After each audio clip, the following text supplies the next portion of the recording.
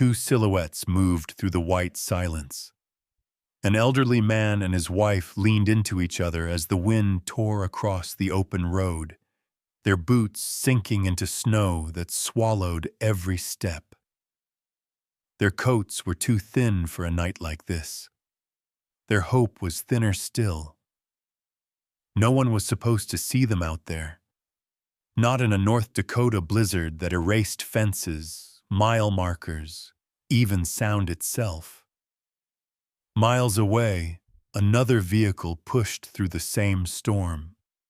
A snowplow crawled along the highway like a tired animal, amber lights pulsing against the dark. Inside it sat Jack Turner, hands steady on the wheel, eyes fixed on the narrow tunnel of visibility ahead. He wasn't driving toward anything in particular. He never was. Jack drove because stopping was worse. The cab smelled of diesel, cold metal, and old coffee. The radio crackled once with a weather alert. Whiteout conditions, emergency travel only, before Jack turned it off. Silence was easier. Silence didn't ask questions. Silence didn't drag memories to the surface. He was 41, though the mirror said older. The war had a way of doing that. Navy SEAL, retired on paper, discharged in every way that mattered. Jack no longer counted the years since Afghanistan. He counted the nights he stayed moving. Snowstorms were good for that. The world shrank. All that existed was the road, the blade, and the next mile. In the passenger seat lay Shadow. The German Shepherd was gray around the muzzle now. His once black coat faded to charcoal and tan. A retired police K9, deemed too old for service. Though Jack knew better. Shadow didn't sleep much anymore. He watched. Always watched. His eyes tracked the darkness beyond the windshield. Alert, patient, unblinking. A dog that had spent a lifetime reading danger before it spoke. Timed 100 tone. Jack glanced at him. Almost done, he muttered, more to himself than the dog. Just gotta finish this route. He said that every night. It was never true. The plow blade scraped against packed ice, the vibration traveling up through the steering column and into Jack's arms. The road here cut through empty farmland and low hills, miles from the nearest town. No gas stations, no houses with porch lights burning. Just white fields, and wind that sounded like something Aleph. Jack's phone buzzed once in the cup holder. No signal. It always did that out here. Teasing connection before going dead again. He didn't pick it up. There was no one left who called at this hour. No wife waiting up. No kids asking when he'd be home. Just a government contract, an old truck, and a dog that refused to leave his side. Just one more pass, Jack whispered. Shadow's ears twitched. At first it was subtle. A shift. A tension that ran through the dog's body like a wire pulled tight. His head lifted. His nose pressed closer to the glass. Jack felt it before he saw it. The way Shadow's breathing changed. The way his tail went still. "What is it, boy?" Shadow let out a low growl. Not loud, not aggressive. A warning. Jack eased his foot off the accelerator. The snowplow slowed, tires crunching as visibility dropped even further. The amber lights swept the roadside, cutting through the storm in brief, flickering arcs. Then Jack saw them. Two shapes, barely more than shadows against the white. Moving, stumbling.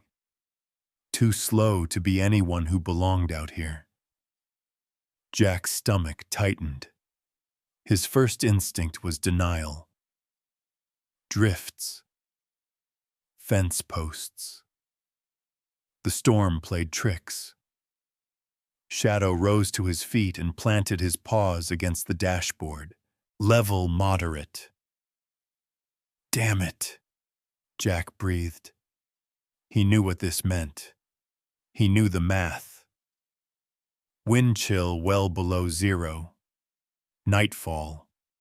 No shelter for miles. Out here, exposure didn't take long. Out here, people disappeared. Jack's hand hovered over the brake. Stopping meant paperwork, questions, responsibility. It meant getting involved when all he wanted was to finish the route and disappear back into the dark. There were systems for this. Protocols.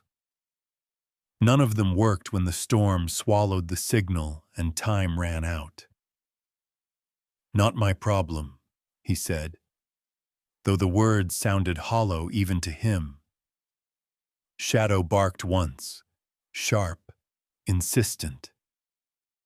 Jack closed his eyes for half a second, long enough for a memory to surface.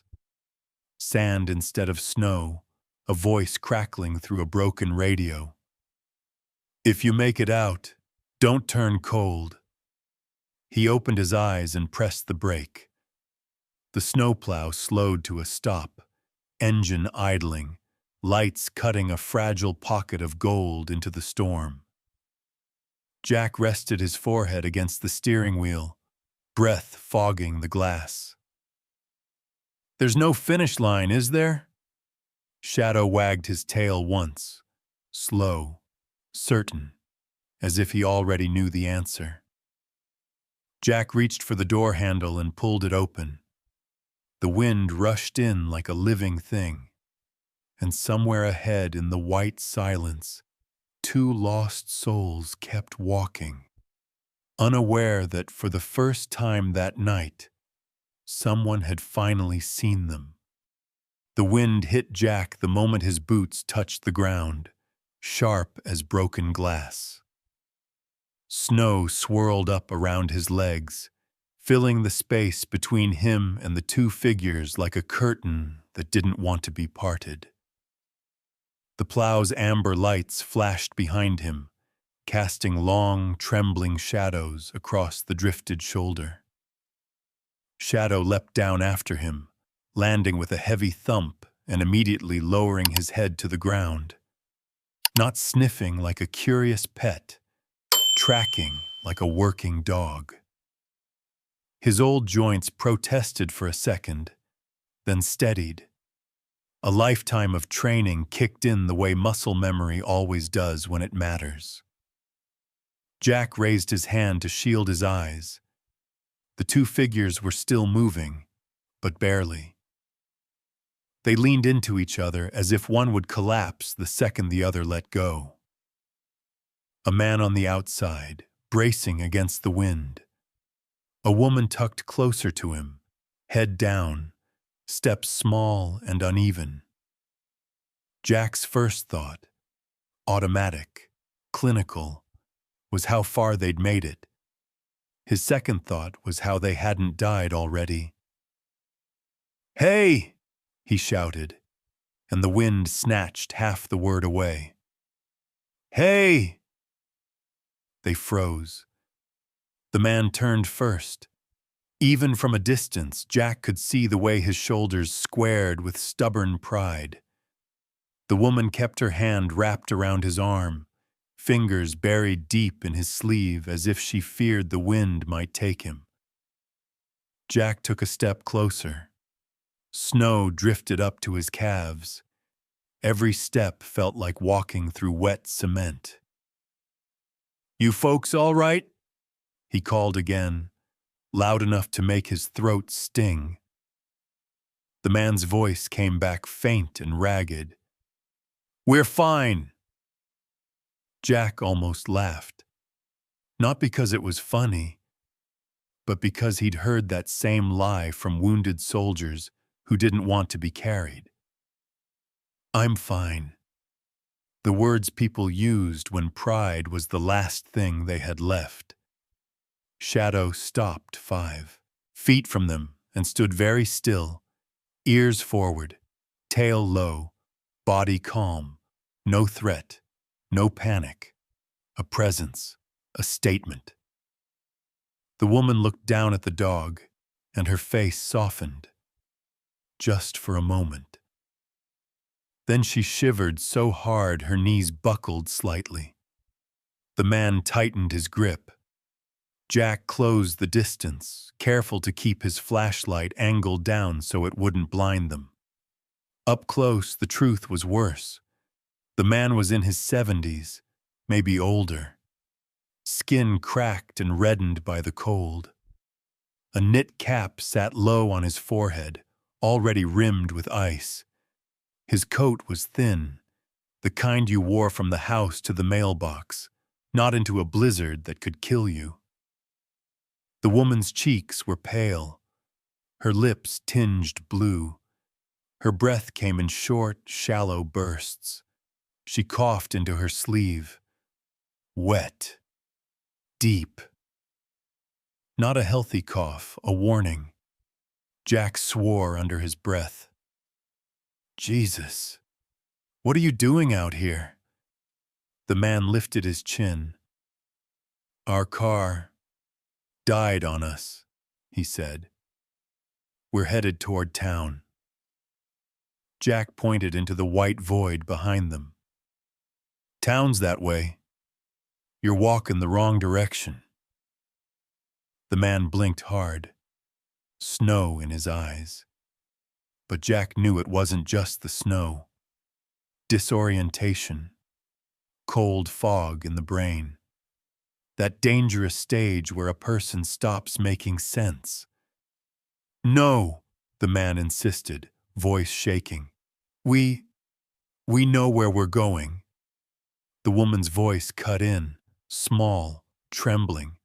"Frank, please." Jack looked at her.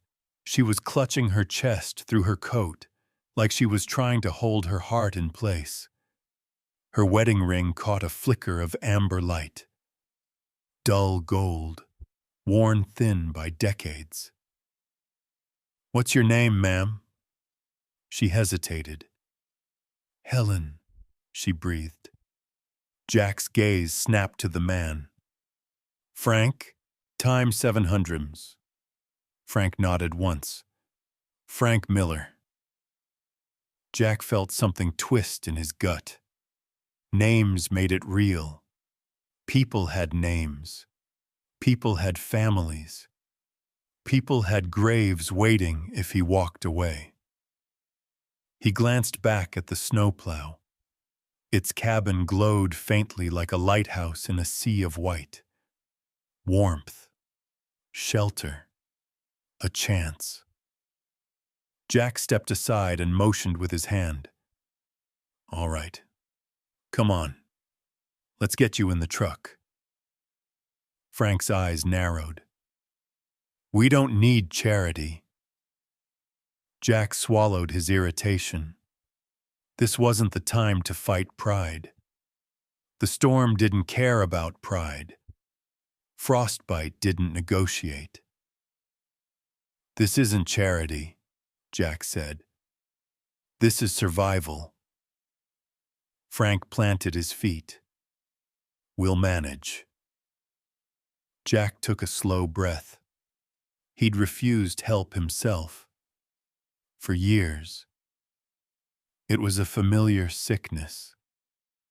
Shadow stepped forward and pressed his nose gently against Helen's glove. She flinched. Then her shoulders sagged. The dog whined softly, not begging, insisting. Helen's eyes filled with tears that froze on her lashes. "Frank, I can't. My pills. They ran out. The words hit Jack like a punch. Medicine. That meant a clock was ticking, faster than the storm. Frank's jaw worked. Pride. Fear. Wrestling. We didn't have a choice, he muttered. Jack held up a hand. I don't care about excuses. He stepped closer. I care about whether you're breathing in the next 15 minutes. Jack tilted his head toward the plow. Get in the truck. Frank opened his mouth. Jack's voice hardened. The seal came through. That's not a request. For a heartbeat, the wind seemed to pause. Even the snow felt quieter. The world waited. Helen looked up at Frank, a lifetime in her eyes. Don't let it end here. Frank's shoulders slumped. All right, he rasped. Jack turned immediately. Good. Move. Slow and steady. He took Helen's elbow. She felt impossibly light. Shadow stayed close, a living guardrail. Frank followed, hands shaking. They reached the truck. Warm air spilled out. Diesel, old coffee, and something else. Relief. Ma'am, Jack said softly, you don't have to be brave anymore. Helen climbed in. Frank followed. Jack shut the door. For the first time, the wind couldn't touch them. Shadow jumped into the back, settled close, watching Jack. Now you're in it. Don't run. Jack stared at the white road. He didn't know where he was taking them. He only knew one thing. He couldn't leave them out there. And somewhere deep inside, something long buried began to wake up. The engine growled. Jack gripped the wheel. The plow crawled back into the storm. The snowplow turned slowly, its blade groaning as it pushed against a fresh wall of drift. Jack kept both hands locked on the wheel, eyes scanning the narrow path ahead. The storm hadn't eased. If anything, it felt angrier now, as if offended that he'd taken something from it. Inside the cab, the heater struggled but held. Warm air crept into stiff fingers and frozen lungs. Helen pressed her palms together in front of the vent. Her shoulders still shook. Frank sat rigid in the passenger seat, staring straight ahead. His jaw was clenched so tight the muscles jumped beneath his skin. Shadow shifted in the back. Then he stood and stretched his neck forward until his nose brushed Helen's sleeve. She startled, then let out a shaky breath. I'm sorry, she murmured. He didn't mean to cause trouble. Jack didn't look at her. You didn't. Frank snorted quietly. We're fine. Just needed a minute to warm up. Jack glanced sideways at him, then back to the road. He'd heard those words too many times. Different weather. Same lie. You walked how long? Frank hesitated. Couple miles. Jack nodded once. He didn't argue. Arguing wasted oxygen. And before that? Frank's shoulders sagged just a fraction. Car died on County Road 12. Heater quit first. Then the engine. Jack exhaled slowly through his nose. That stretch of road hadn't been plowed since afternoon. In a storm like this, a dead car was a coffin with better upholstery. You try calling anyone? No signal, Helen said softly. Hasn't been for days. Shadow let out a low woof, not a bark, as if agreeing. Jack's eyes flicked to Helen's hands. They were trembling again. Time for humps. Not just cold, something deeper. He caught the way she swallowed too hard, the way her breath hitched when the plow lurched. What meds are you on? Frank turned sharply. She's fine. Helen shook her head. Barely.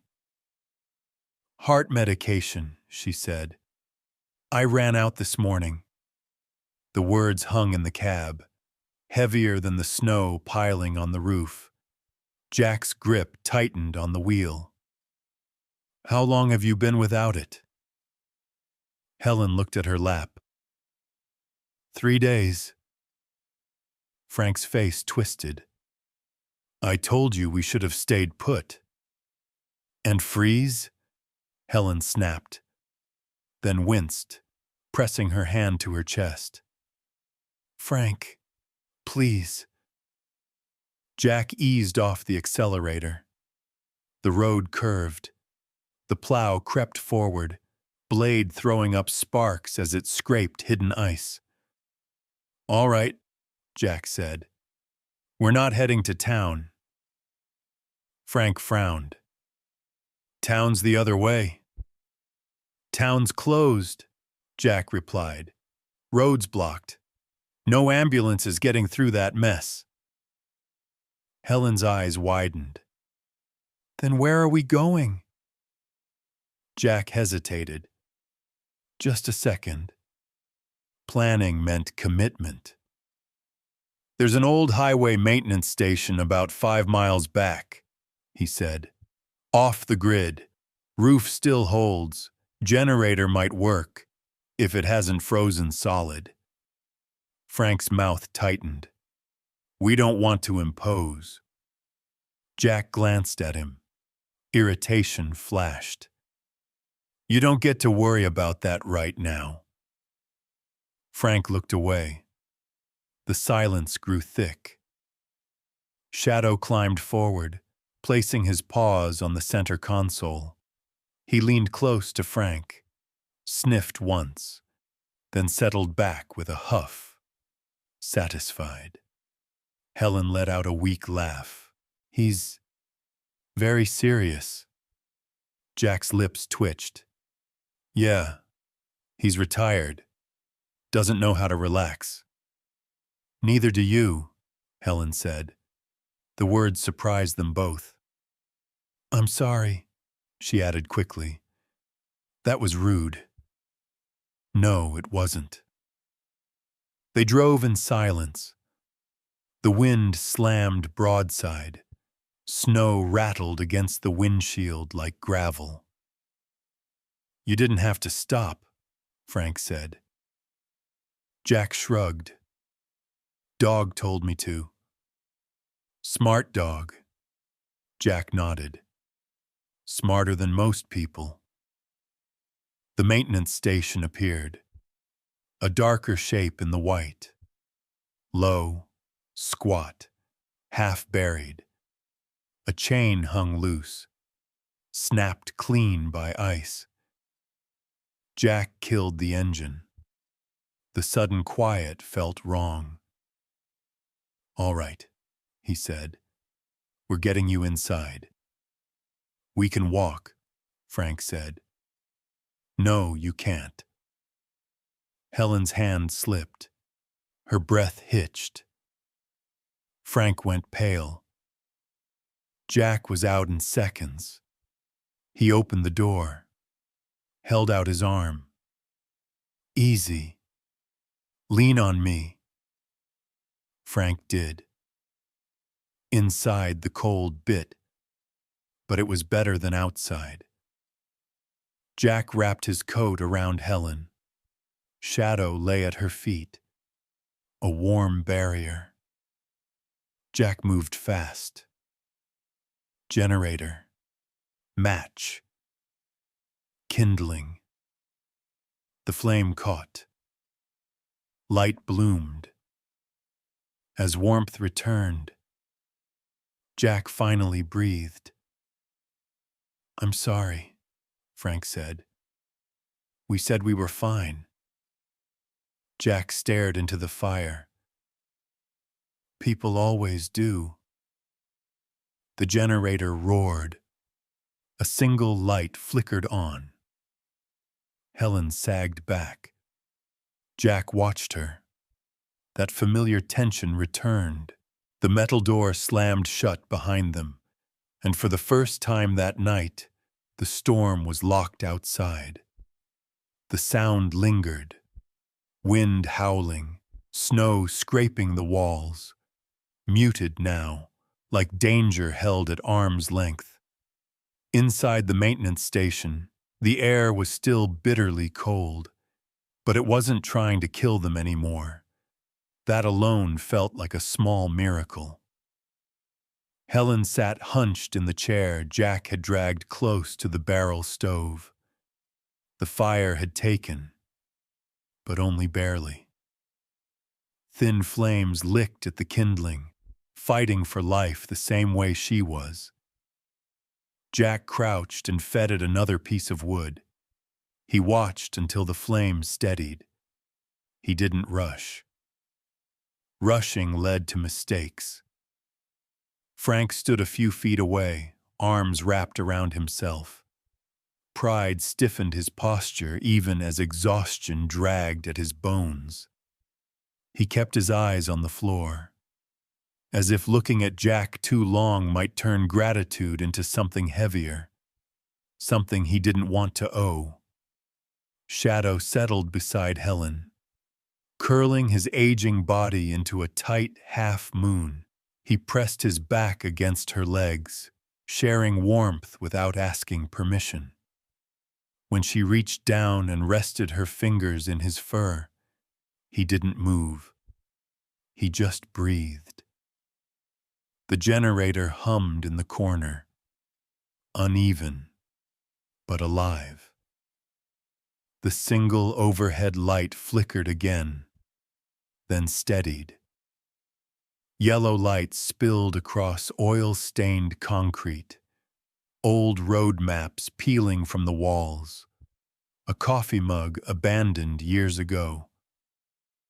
The place smelled like dust, rust, and burned fuel. Familiar, comforting, in its own ugly way. Jack straightened and rolled his shoulders once. The adrenaline was fading, leaving behind a deep, quiet fatigue. He pulled 3 paper cups from a cabinet, filled them from a plastic jug of water. He handed one to Helen first. Small sips. She nodded, obeyed. Her lips trembled as the warm water touched them. "Thank you," she whispered. Jack inclined his head. Barely. He wasn't good at accepting thanks. Never had been. Frank finally looked up. "This place yours?" Jack shook his head. "State property. Or it was. Nobody's used it in years." Frank studied him. "You come out here often?" "Often enough." The truth was, Jack had slept on that concrete floor more nights than he cared to count. Nights when the town felt too loud. Nights when memories pressed in so hard, he needed somewhere empty to sit with them. Somewhere the past couldn't follow quite so easily. Helen coughed suddenly, sharp, cutting through the room. She doubled over, hand flying to her chest. Shadow lifted his head instantly, ears forward, eyes locked on her. Jack was at her side before he realized he'd moved. Easy.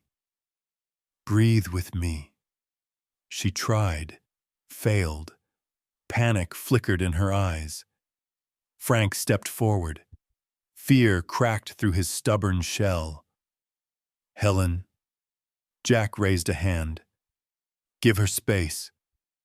He knelt in front of her, voice low, measured. In through your nose, out through your mouth, slow. Like you're fogging a mirror. Helen followed his count. 1, 2, 3. Color crept back into her cheeks. Just a little. Frank sagged against the wall. I should have made her stay with the car, he muttered. You thought you were running out of time, Jack said. You weren't wrong. Silence settled again. Heavier now, but not hostile. Outside, the storm battered the walls. Inside, the fire crackled, stubborn, alive. Time, cha.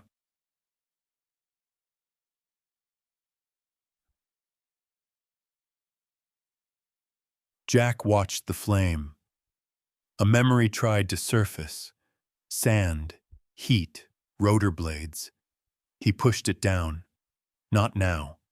He couldn't afford ghosts tonight. Jack wiped frost from the small window. White. Nothing but white.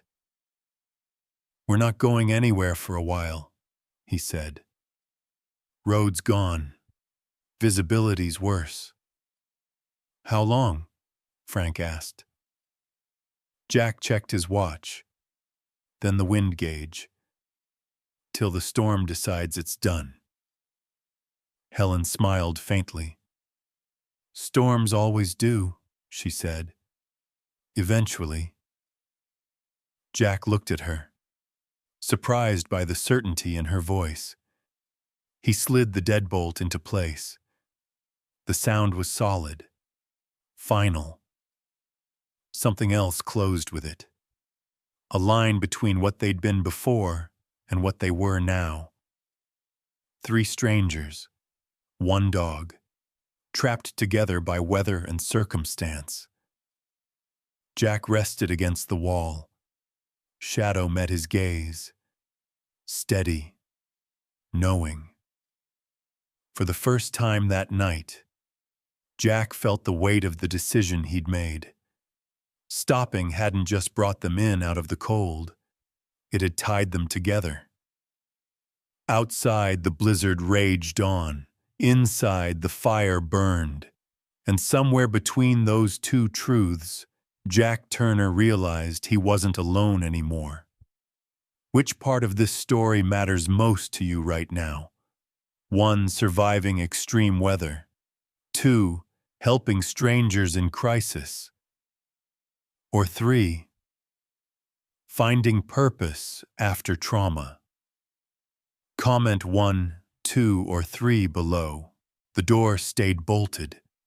Outside, the blizzard howled harder, as if testing the hinges, angry at being shut out. Snow struck the metal walls in dull, relentless thuds.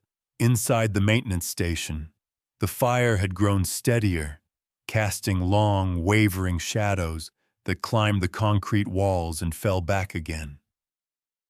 Jack sat on an overturned crate near the stove, elbows on his knees, hands clasped loosely.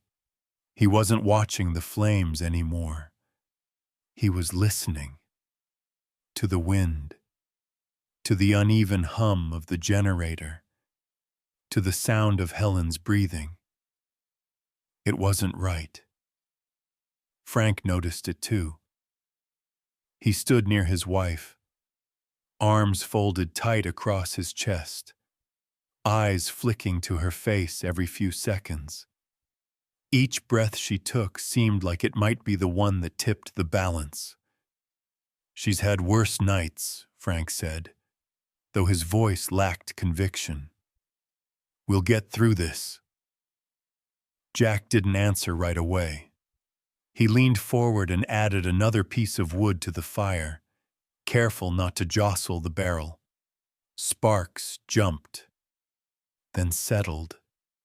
He glanced at his watch, then at the useless phone on the desk.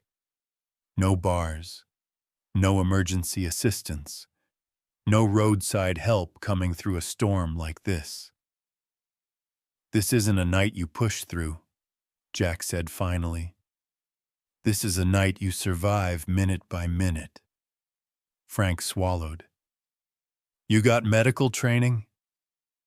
"Enough." It wasn't a lie. It also wasn't a comfort. Helen shifted in the chair. Her eyes fluttered open. "Frank?" she murmured. "I'm here," he said quickly. "I'm right here." She nodded faintly, then looked past him at Jack, as if trying to place him. Did we make it home?" The question landed soft and heavy. Frank's mouth opened, then closed again. He looked to Jack, helpless. "You're safe," Jack said. "That's what matters right now." Helen seemed to accept that. She relaxed back into the chair. Her hand slipped from Frank's and landed against Shadow's shoulder. The dog didn't move. He pressed closer, a quiet anchor. Frank rubbed his face with both hands.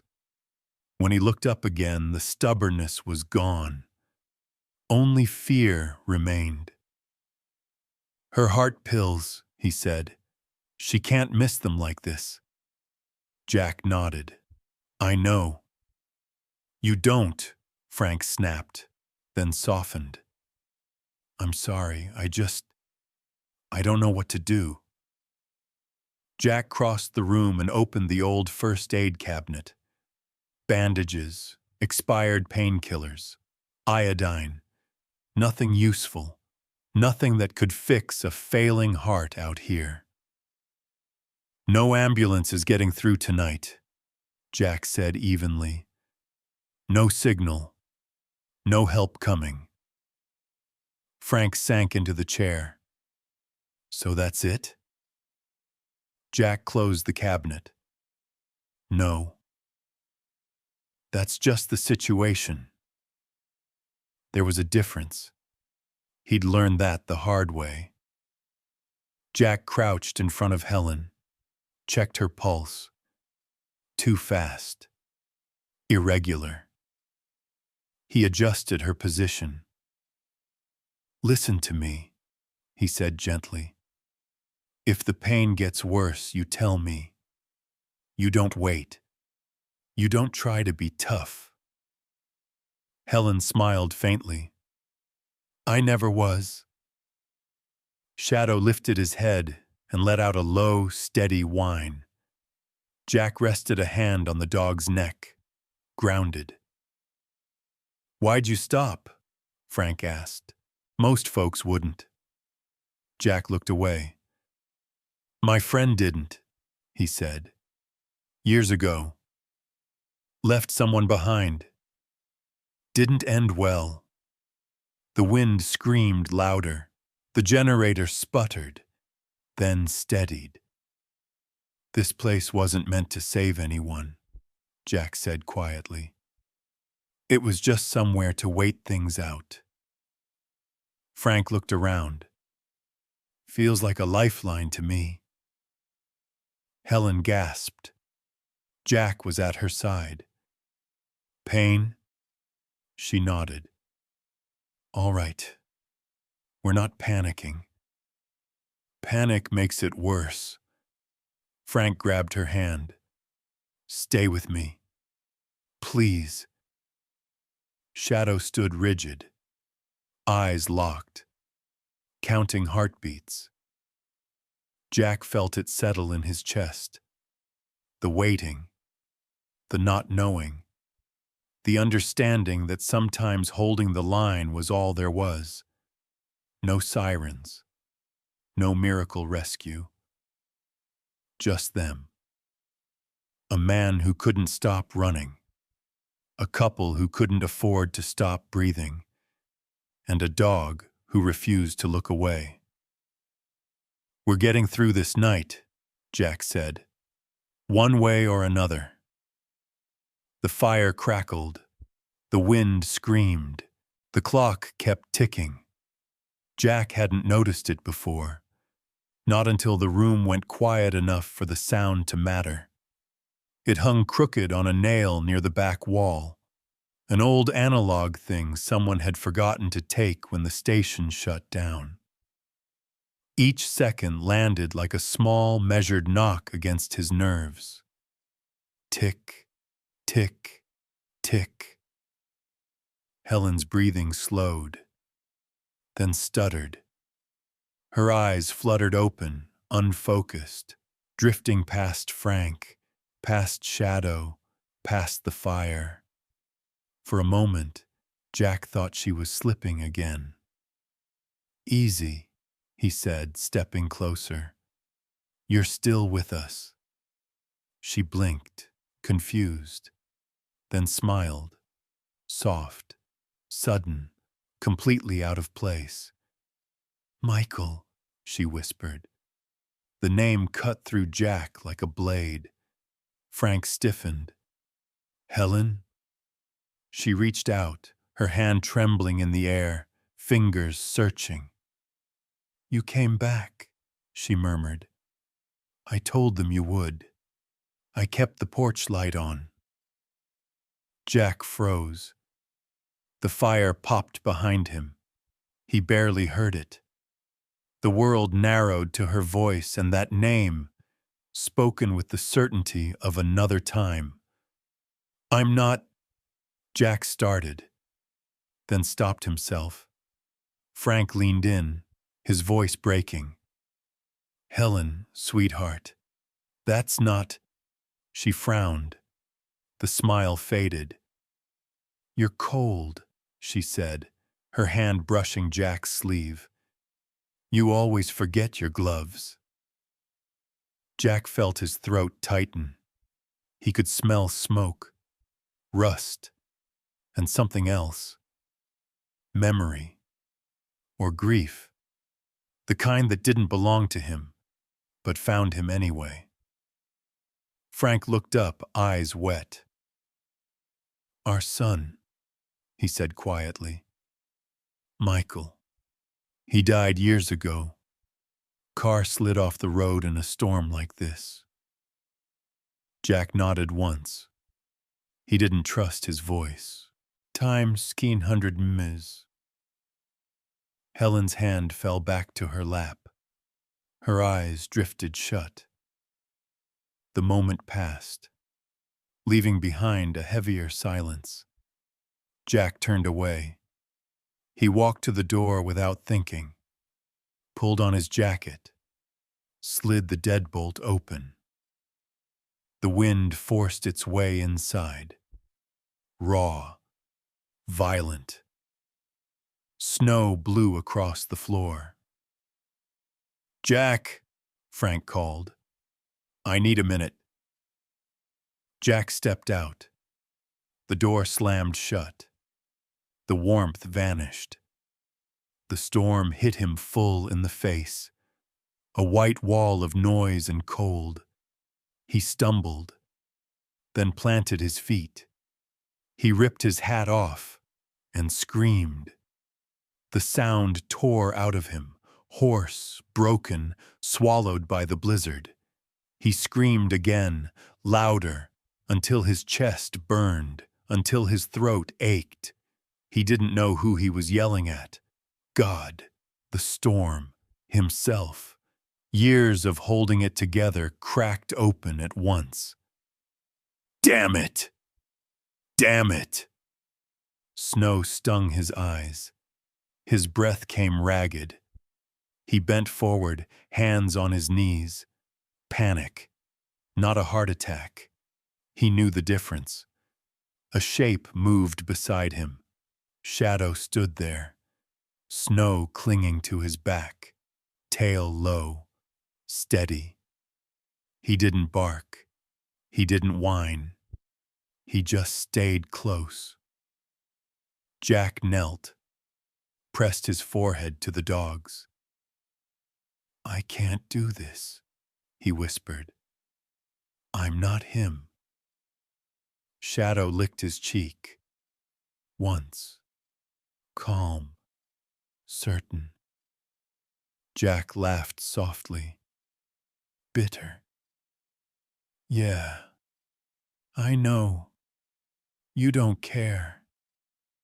Somewhere inside, a woman drifted through memories. Somewhere, a man prayed the night wouldn't take his wife. Jack looked at the building. Thin walls. Weak. Light. Not enough. He squared his shoulders and went back inside. The warmth hit him first, then smoke, then Frank's eyes. "She okay?" Jack asked. "Sleeping. For now." Jack covered Helen with a blanket, checked her pulse. Irregular. Dangerous. But breathing. "She may call him again," Jack said quietly. "It doesn't mean she's gone." Frank nodded. Jack looked at the phone, at his watch, then made a decision. "We're not waiting this out. At first light, if the wind drops, I'm getting you closer to town." Frank stared. "You sure?" "I don't make promises I can't keep." Shadow settled beside Helen. The clock kept ticking. But Jack wasn't just waiting anymore. He was planning. Jack hadn't slept. He sat on the crate with his back against the wall, boots planted, arms folded, eyes half open but alert. Years in uniform had trained his body to rest without surrendering. Outside, the storm had dulled to a lower roar, still violent, but less frantic, like a beast circling instead of charging. The clock ticked on. Shadow lay stretched beside Helen's chair. His flank rose and fell in steady rhythm. Frank dozed upright, chin dropped to his chest, one hand still wrapped around his wife's fingers, as if letting go might break something fragile beyond repair. Then it happened. Helen's body jerked suddenly. A sharp inhale cut through the room. Her hand tightened convulsively around Frank's. "Frank!" she gasped. Jack was on his feet before the name finished leaving her mouth. Her eyes were wide now. Panic flooded them. Her free hand clutched at her chest, fingers digging in hard. Her breath came in short, desperate bursts, each one shallower than the last. "No, no, no," Frank said, waking fully, terror tearing through his voice. "Helen, look at me! Look at me!" Shadow sprang up. He barked once, loud, sharp, urgent, not fear, alarm. Jack dropped to his knees. "Helen, listen to me." She shook her head weakly. Her lips were already pale. "It hurts," she whispered. "Frank, I can't." Her body sagged. The hand in Frank's went slack. For half a second, the world went completely still. Then Jack moved. He caught her shoulders, guiding her down to the concrete floor. Controlled. Urgent. "Frank, move back. Now!" Frank scrambled away, sobbing. Time 600s. Hands hovering, useless.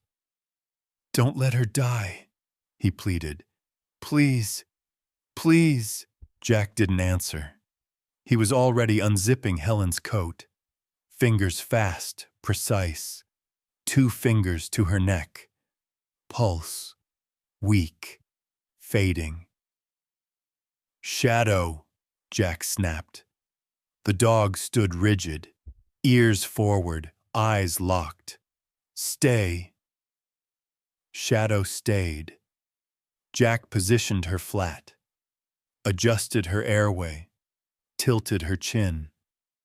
He leaned close, listening, irregular, barely there. "This is not happening," Jack muttered, more command than prayer. He placed his hands on her chest and began compressions, hard, steady, counted. 1, 2, 3. The rhythm came back instantly, muscle memory, burning through doubt. 4, 5, 6, Frank cried openly.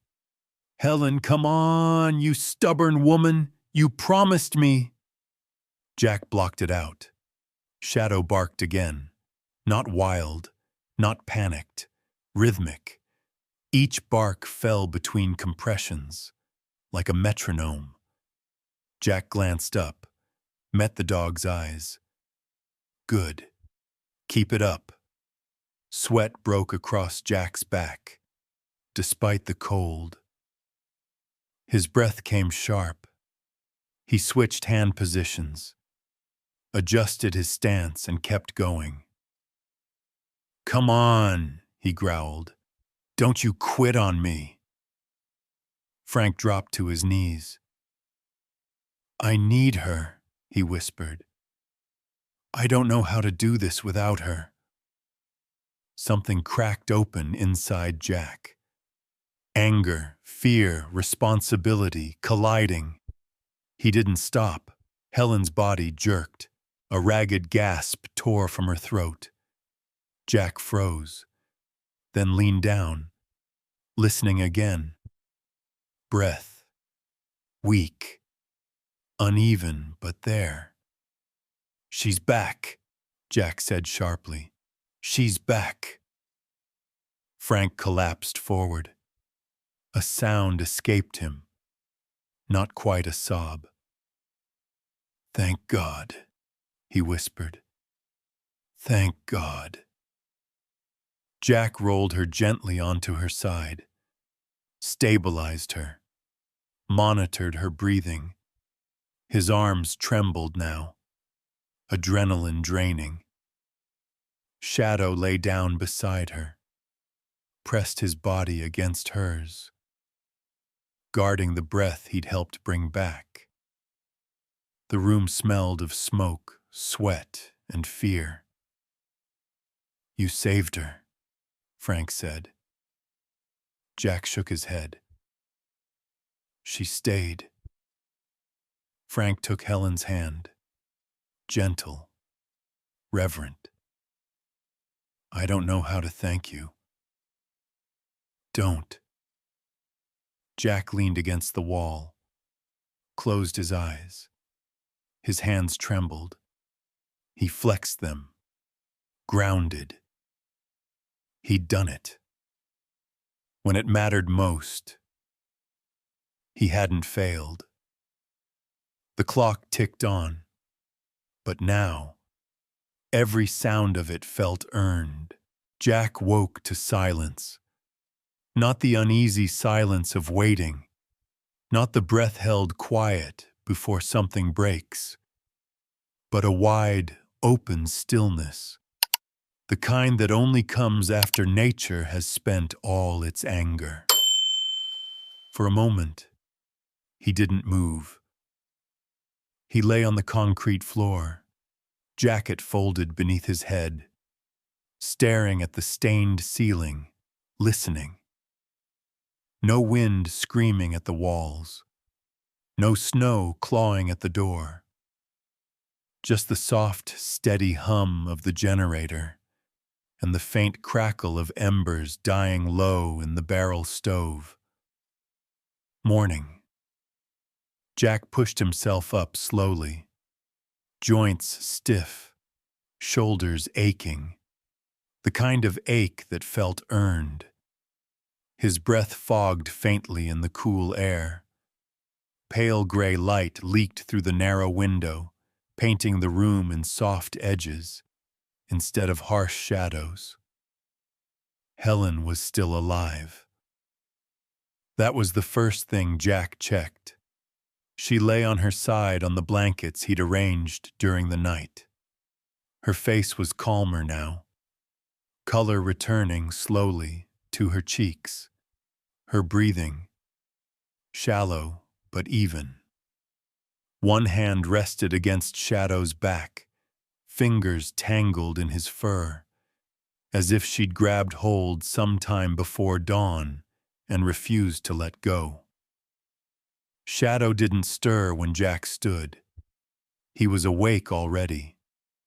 Jack could tell by the set of his ears, but he stayed still, guarding the rise and fall of her chest like it was the only thing that mattered. Frank sat slumped in the chair nearby, chin on his chest, fast asleep. His grip on Helen's hand had loosened, but he hadn't let go. Jack exhaled quietly. He moved to the stove, poured water into a dented metal kettle. As it warmed, he opened a small packet of instant coffee. It wasn't good coffee. It never was. But it was hot. And that was enough. He poured himself a cup and leaned against the wall, watching the light grow stronger by the minute. Outside, the world was buried under a fresh, blinding layer of white. The storm hadn't just passed. It had erased everything. Frank stirred, looked up, disoriented, then saw Helen. He leaned forward, searching her face. "She's stable," Jack said quietly. Frank let out a long, shaky breath. "I don't know how she's still here." Jack took a sip of coffee. "She's tougher than she looks." Frank gave a weak laugh. "You don't know the half of it." Helen shifted, opened her eyes, clearer now, though exhaustion still weighed heavy. She looked at Jack, then at Frank, then down at Shadow. "Well," she murmured, voice dry but steady, "I suppose that means I'm still a problem." Frank laughed, half choked, and kissed her forehead. "You're my favorite one." Jack turned away, giving them the moment. He checked the fuel gauge again. The generator still ran strong. He stepped outside briefly. Boots crunched in fresh snow. The air was sharp, clean, almost painfully bright. Sunlight bounced off the drifts, turning the world into something unreal. The road was gone, but the storm had broken. Jack went back inside, pulled on his gloves. "If things keep clearing," he said, "I can get you closer to town. Might not make it all the way, but closer means options, medical care, real help." Helen nodded slowly. "I trust you." The words landed heavier than she knew. Frank stood, stretched, looked around the room. The fire, the light, the dog, the man who hadn't, slept so they could breathe. "You know," Frank said quietly, "people talk about miracles like lightning from the sky." Jack shrugged. "This was just a long night." Frank shook his head. "No, this was someone staying." Shadow finally stood, stretched stiffly, then looked up at Jack. His tail thumped once against the floor. Jack met his gaze, nodded. Yeah, staying. Outside, the snow reflected the sun like a clean slate. And for the first time in a long while, Jack Turner didn't feel like he was just running anymore. The sound came faintly at first. So soft, Jack thought it was just the generator changing pitch. Then it came again. A low, mechanical whine, uneven, fighting through packed snow. Jack straightened near the door. One hand reached for his jacket. Shadow's head snapped up at the same moment. Ears forward, body alert. The dog moved to the doorway without a command, standing square, watchful. Frank frowned. You hear that? Yeah, Jack said. Someone's moving out there. He slid the deadbolt back, cracked the door open. Cold air rushed in, sharp, but no longer vicious. Through the glare of white, a dark shape emerged, slow, deliberate, crawling forward like it had earned every inch. A snowmobile. Behind it, barely visible, a second one. Jack stepped out. Boots sank deep. The machines cut their engines near the station. The sudden quiet felt strange, after the constant noise of survival. A man swung off the lead snowmobile, broad-shouldered, heavy parka, ice-dusted. He lifted his goggles, a lined face, pale, tired eyes. "Morning," he called. "Anybody alive in there?" Jack nodded once. "3 of us, and a dog." The man let out a breath, a tight smile. "Good, because we've been tearing the county apart looking for 2 seniors reported missing." He stepped closer, extended a gloved hand. "Sheriff Tom Reyes." Jack shook it. Jack Turner. Reyes studied him. The stance, the stillness. Shadow standing half a step behind Jack's leg, like a shadow with teeth. "You're not local," Reyes said. "No," Jack replied. "Just passing through." Reyes's eyes flicked toward the open door. "They in there?" "They are," Jack said. "Woman had a cardiac episode. She stabilized, but she needs medical care." Reyes's jaw tightened. Ambulance couldn't get close. Roads were impassable till about an hour ago. He looked Jack square in the face. "You keep her breathing?" "Yes." Reyes nodded slowly, respect settling in. "Good work." Inside, Frank stood the moment he heard voices. Relief hit him hard. Helen sat upright now, wrapped in blankets. Color better, movements cautious. "We found them," Reyes said gently. "Your family's been waiting." Helen closed her eyes. Tears slipped free. "I knew they would." Frank turned to Jack, emotion choking him. "You hear that? They didn't forget us." Jack nodded slightly. "They never do." Reyes radioed his deputy. Voice clipped, professional, arranging a transfer point. When the call ended, Reyes leaned against the wall. "You live up here, Turner?" "No. Snow removal. Keeps me moving." Reyes studied him. "Funny thing about storms," he said. "They strip everything away, show you who you really are." Jack didn't answer. Reyes crouched to Helen's level. We're gonna get you real doctors." She smiled faintly. "I've had enough adventure." Reyes glanced at Shadow. "That your dog?" "Retired police K9.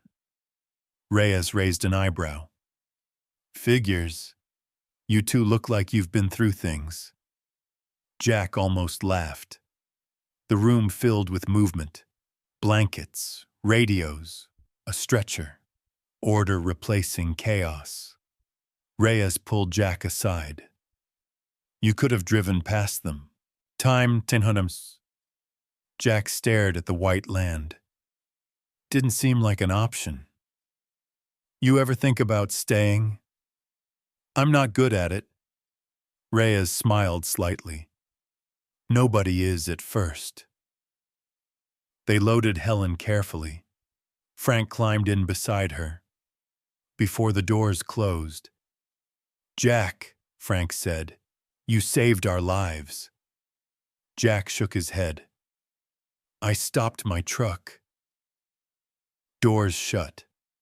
Engines turned. Snowmobiles eased forward. Jack stood alone again, Shadow at his side, watching until they vanished into the bright white distance.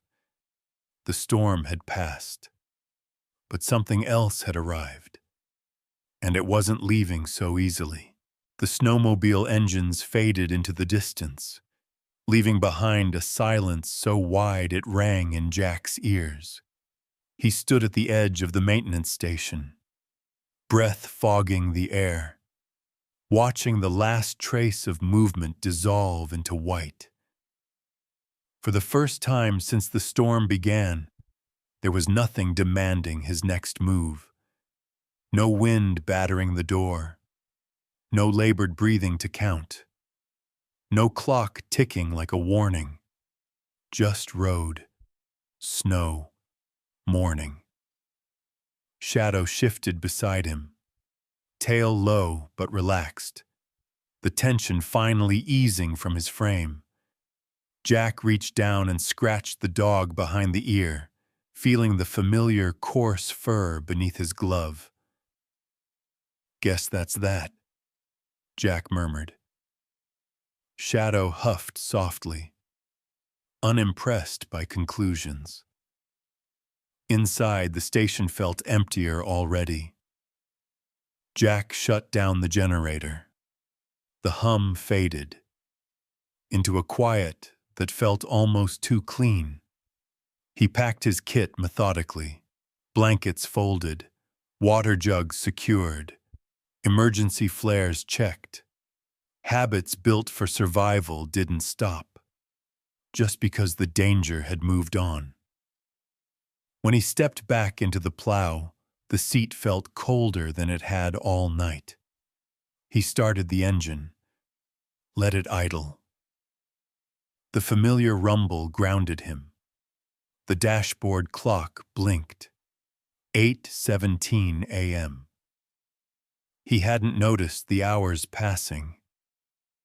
Time did that when you weren't paying attention. Jack eased the plow onto the road, blade down, carving a slow path through fresh drifts. The storm had softened the world, rounded sharp edges, muted colors to white and gray. He drove carefully, scanning for fallen branches, black ice, anything that could turn a quiet morning into another emergency. Shadow stood between the seats, gaze fixed ahead, not guarding now. Time 600 miles, just watching. A mile down the road, Jack slowed near a bend. Drifts piled deep. He remembered Frank's face, relief mixed with disbelief. Remembered Helen's weak smile, the way she'd squeezed Shadow's fur, as if committing the texture to memory. Jack shook his head once, clearing it. At the edge of town, he spotted Sheriff Reyes's SUV, parked near a barricade. Lights off now. Reyes stood with a road crew, coffee steaming in his hand. When he saw Jack, he raised the cup in acknowledgement. Jack pulled over. Reyes walked up, boots crunching in the snow. "Ambulance got through fine," he said. "She's in good hands." Jack nodded. "Good." Reyes studied him. "You heading out?" Was the plan. "Roads'll be rough," Reyes said. "If you're staying, county could use a plow. If you're leaving, take it slow."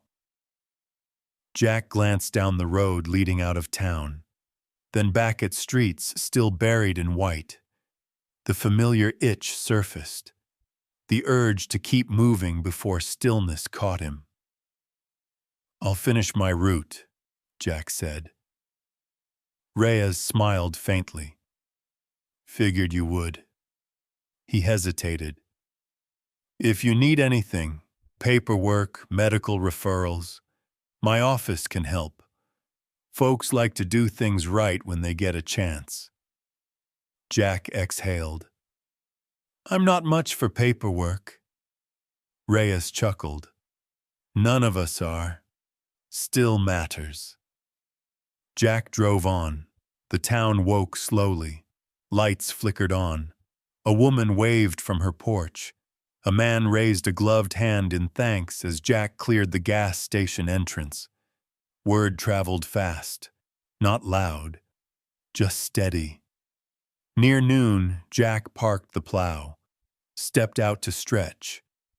The sun hung low and stung, pale, reflected off the snow, like a promise that didn't ask much in return. Shadow hopped down, shook himself. Ice crystals scattered. Jack looked around. Quiet streets, cleared paths, people moving again. Something settled in his chest. Not relief, not pride. Purpose. His phone buzzed. A message from an unknown number. "Hospital says she's asking about the dog. Says he's a good boy." Jack's mouth twitched. He typed back, "He is." He pocketed the phone, leaned against the plow. Watched Shadow nose at the snow, like it held secrets worth finding. The road didn't feel like an escape today. It felt like a line, connecting places that needed help. Jack started the engine again, back on the road, not to run, but to be useful, and that made all the difference. When life gives you a second chance, what do you focus on first? 1, helping others. 2, rebuilding stability. Or 3, finding meaning in daily work. Comment 1, 2, or 3 below. Jack didn't expect to see them again so soon.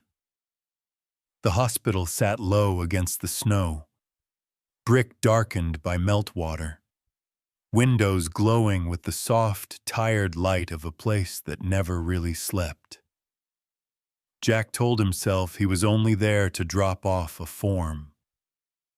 Something Sheriff Reyes asked for. Incident report. Roadside assistance documentation. Paperwork. In and out. Shadow knew better. The dog pulled gently on the leash the moment they stepped through the sliding doors. Nose lifting, ears angling, toward the smell of antiseptic and old coffee. He moved with purpose, not excitement, like he remembered this place and had unfinished business. "Easy," Jack muttered. "We're not staying." They passed a nurse's station. A woman looked up and smiled. "You must be the plow driver," she said. "Room 214. Jack slowed. "She's awake?" The nurse nodded. Asking for you. And the dog. Something tightened in Jack's chest. The reflex to turn around before something attached itself. He looked at Shadow. The dog's tail thumped once. Room 214 was quiet. Helen sat propped up in the bed, thinner than he remembered. Color still fragile, but her eyes were clear. Frank stood by the window, hands clasped behind his back. A man trying to look useful in a place where waiting was the only job. Helen saw Shadow first. "Well, I'll be," she said softly. "I was right." Frank turned. Surprise broke into a wide, relieved smile. "Jack, you made it." Jack hovered near the door. "Didn't want to interrupt." Helen shook her head. "You didn't. You arrived." Shadow padded forward. "Time 700 pass."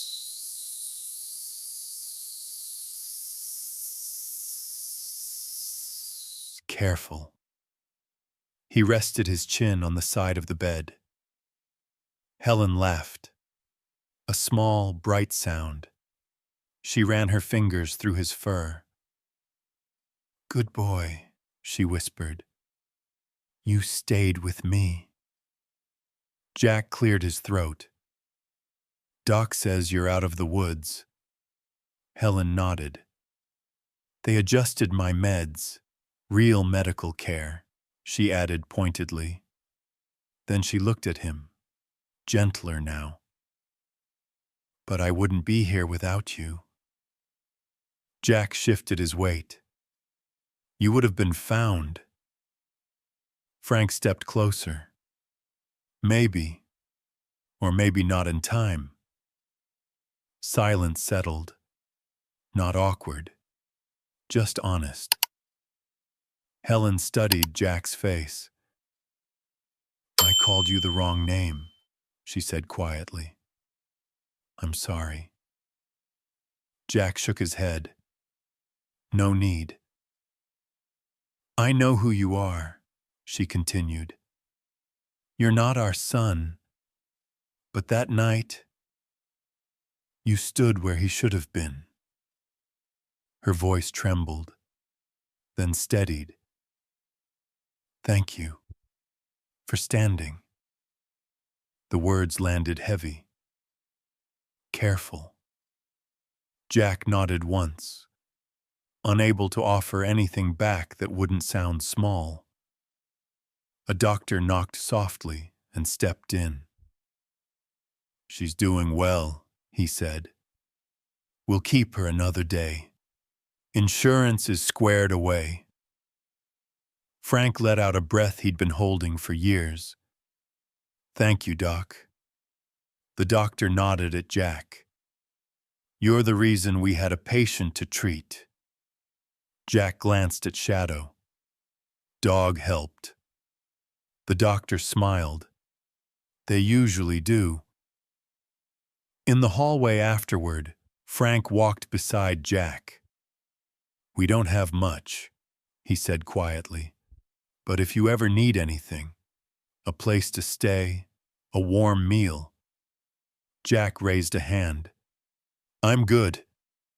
Frank nodded, then surprised Jack, pulling him into a brief, firm hug. "You gave me more time with her," Frank said.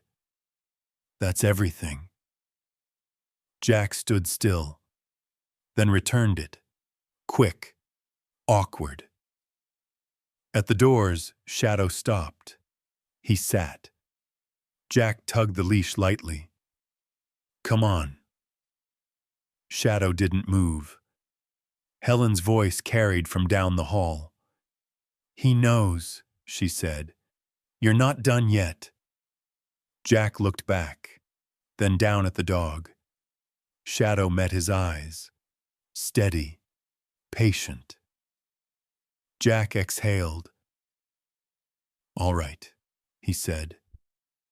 One more minute.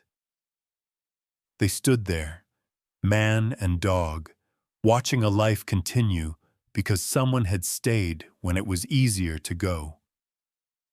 When Jack finally turned to leave, Shadow rose and followed. Outside, the cold felt different, cleaner, less sharp. Jack paused at the steps, hand on the door. Something had shifted. He wasn't leaving to escape. He was leaving because the goodbye had been said. And that was enough. Jack noticed it first at the gas station.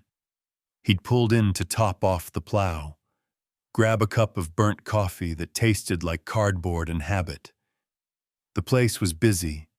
In the slow, deliberate way small towns get busy after a storm. People talked louder than usual. Hands wrapped around paper cups. Boots leaving wet, half-moon prints on the tile. The cashier looked up and froze.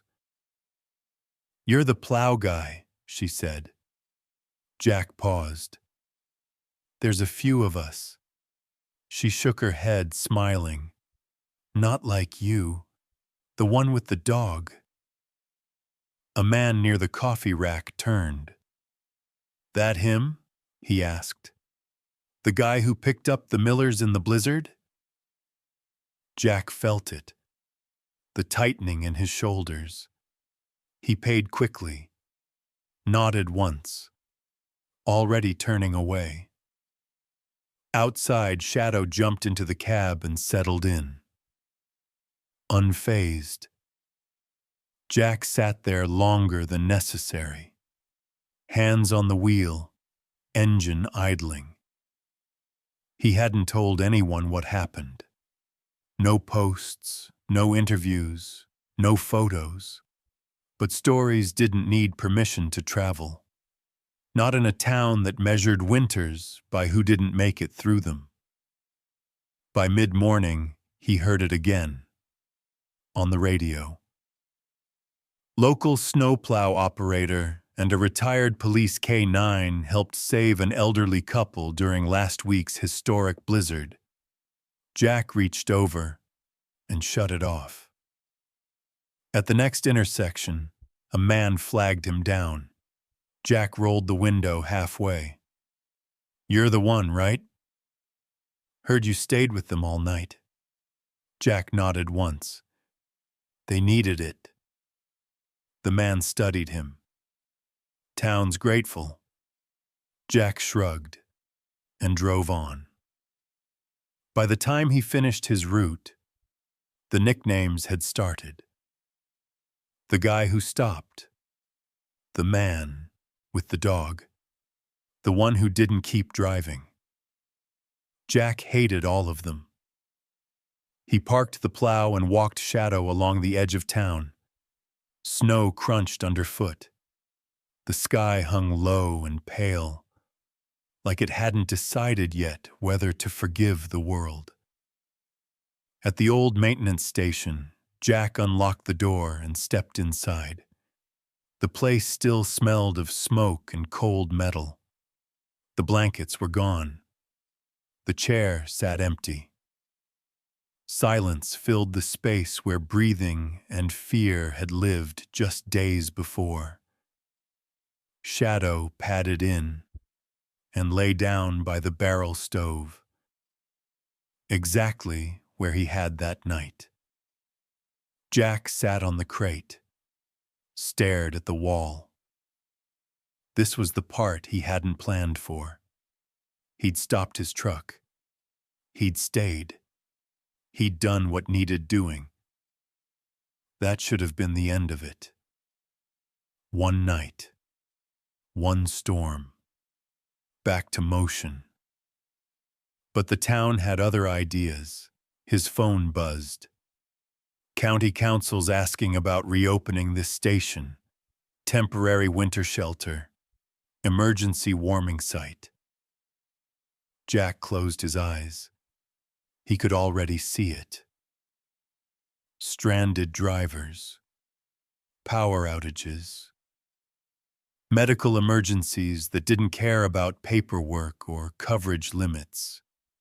He could see himself right back in the middle of it. Running again, or standing still. Shadow lifted his head, looked at him, ears relaxed. Tail wagged slowly, not urging, just present. Jack laughed under his breath. "You'd stay," he said, "wouldn't you?"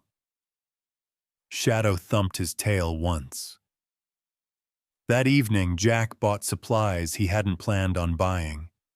Extra blankets, space heaters, coffee, a first aid kit that cost more than he liked. He didn't check the balance. Time 400 thrums. At the hardware store, the clerk nodded. "You setting something up?" Jack hesitated. "Just getting ready." By nightfall, the station had light again. Real light. The generator hummed steady. A hand-painted sign leaned against the door. Letters crooked, but clear. Warming station open during storms. Jack crossed his arms. "This is a bad idea," he muttered. Shadow sat beside him, calm as ever. The first knock came less than an hour later. A man whose car slid off the road. A woman waiting on help that wasn't coming. A family with kids and no heat. Jack opened the door. He didn't make speeches, didn't promise miracles. He pointed to chairs, handed out coffee, showed people where to sit, breathe, and wait. By midnight, the place was full. Jack moved through it quietly, fixing what he could, listening when needed, staying out of the way when not. Shadow wove gently between legs and blankets, accepting pats like it was just another job. Jack leaned against the wall, watched the room. People alive. Talking. Waiting together. He realized then, the story hadn't followed him here. He'd followed it. The first real test came 2 weeks later. Jack knew it before the forecast finished loading. The sky had that look. Hard. Colorless. The kind that flattened the horizon and made distance meaningless. The snow didn't fall yet. It waited. That waiting was worse. It gave people time to doubt, to delay, to think they could outrun what was coming. By dusk, the county alert came through. Winter storm warning, extreme cold, power outages likely. Jack read it once and set the phone down. He didn't panic. He moved. The warming station came alive in layers. Generator checked. Fuel topped off. Space heaters positioned. Careful gaps. No overloaded cords. Blankets stacked by the door. Coffee brewing. Cheap grounds. Strong enough to wake the dead. He taped a handwritten sign beside the entrance. Emergency numbers. Basic winter survival steps. No speeches. Just information that mattered. Shadow watched from the doorway, ears tracking every sound outside. When Jack finished, the dog stood, moved to the door, and sat square. Calm. Still. Like a sentry who understood the assignment. The first people arrived before the snow. An older man on oxygen. Medical equipment failed when the power flickered. A young couple with a toddler. Apartment heat gone. Landlord unreachable. A woman waiting on roadside assistance. Texts still reading. Delayed due to weather. Jack greeted them the same way every time. Come in, sit, get warm. No questions that didn't need answers. No pity, just room. As night fell, the storm hit with purpose. Wind slammed the walls. Time 700 mouses. Snow stacked fast. Power dropped out one neighborhood at a time. Radios crackled. The station filled with breath, with voices, with the quiet relief of not being alone. Jack moved through the room, resetting a heater, tightening a loose plug, checking oxygen levels, calling the sheriff when someone needed transport he couldn't provide. He kept a notebook on the desk. Names, needs, times, notes, like it mattered. Because it did. Shadow worked the room without being told. He settled beside a shaking veteran, leaned into a crying child until the sobs slowed, sat with the woman on oxygen, head level with her knee, steady as a metronome. People talked to him. He listened. Near midnight, Sheriff Reyes stopped by. Snow caked to his coat. He scanned the room and nodded once. Looks like you've got this. Jack shrugged. We're managing. Reyes leaned closer. County Council approved funding, emergency assistance grants, fuel, supplies. Jack absorbed it in silence. You ever think about making this official? Reyes asked. Jack looked around. Coffee cups, blankets, people breathing easier. Official ruins things, Jack said.